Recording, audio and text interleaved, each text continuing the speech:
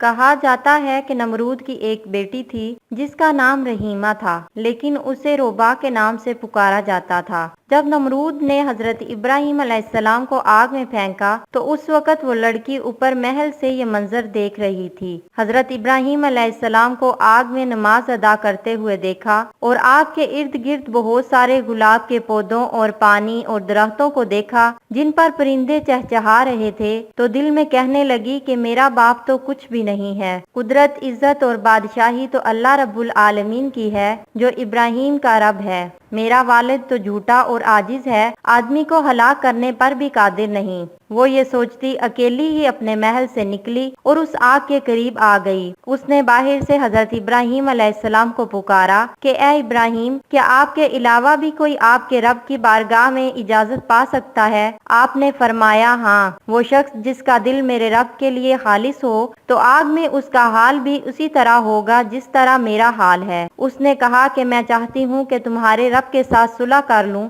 آپ علیہ السلام نے فرمایا تو پھر آگ میں داخل ہو جاؤ۔ اس نے آگ میں داخل ہونا چاہا لیکن ڈر گئی۔ آپ علیہ السلام نے فرمایا ڈرو نہیں۔ اسی وقت آگ کو حکم ہوا کہ اے آگ، میری بندی کی حفاظت کر۔ اس کے بعد وہ آگ میں داخل ہو گئی۔ وہ جس جگہ پاؤں رکھتی اللہ کے حکم سے وہاں سے آگ ٹھنڈی ہو جاتی۔ اسی طرح وہ چلتے چلتے حضرت ابراہیم علیہ السلام کے پاس پہنچ گئی اور کہنے لگی لا الہ الا اللہ ابراہیم خلیل اللہ، میں نے یہ ارادہ کر لیا ہے کہ میں جب تک زندہ رہوں گی آپ کے دین کو نہیں چھوڑوں گی اور اپنے ظالم اور سرکش والد کو بھی دعوت دوں گی، ہو سکتا ہے وہ میری نصیحت مان لے۔ یہ کہہ کر وہ واپس آئی اور اپنے والد کے پاس گئی۔ وہ اس وقت تخت پر بیٹھا ہوا تھا اور اس کے لشکری اس کے ارد گرد جمع تھے، کچھ کھڑے تھے اور کچھ بیٹھے تھے۔ وہ جا کر کھڑی ہو گئی اور کہنے لگی اے میرے باپ، تو کب تک جھوٹے دعوے کرتا رہے گا؟ کیونکہ خدائی اور قدرت و طاقت تو اس خدا کے لیے ہے جس نے ابراہیم علیہ السلام کے لیے آگ میں گلاب کے پھول، سبزہ باغات اور بہتا دریا پیدا کر دیا ہے۔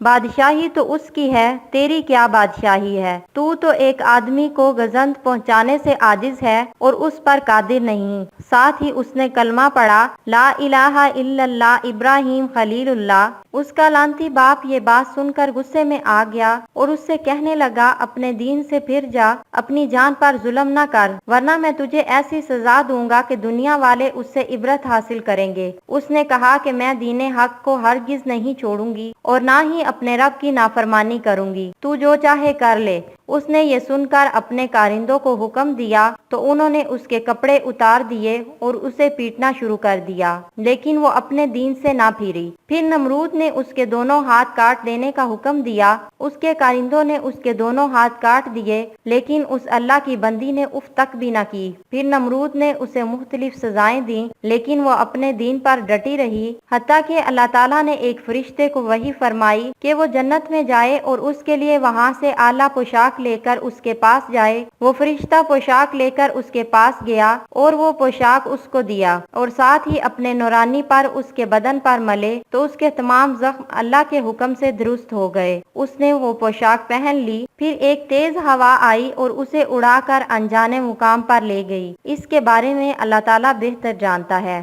ویڈیو اچھی لگے تو اسے شیئر لازمی کریں، کیونکہ حدیث میں آتا ہے کہ اچھی بات دوسروں تک پہنچانا بھی صدقہ جاریہ ہے۔